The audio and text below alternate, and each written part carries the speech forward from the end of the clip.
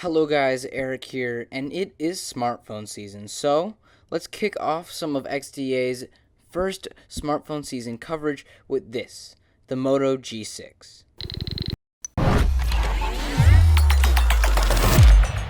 So Motorola sent over the Moto G6 for review, and we have a lot of videos coming on it, but let's just kick coverage off with this unboxing.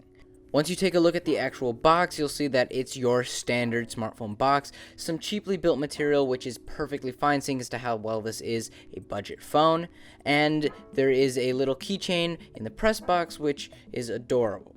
But you don't really care about the box, you're here for the phone, so let's talk. This phone is gorgeous. Its hardware really does scream premium even though it's fairly cheap.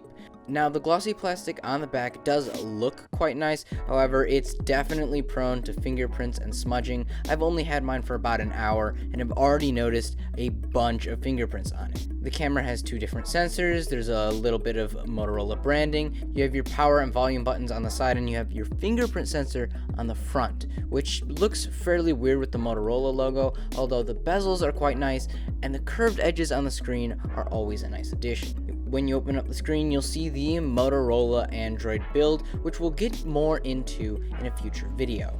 But it's performing very quickly, and overall, I'm honestly shocked that this phone only retails for $250. Is it worth it? Well, there's only one way to find out. Stay tuned for all of XDA's coverage and subscribe for more.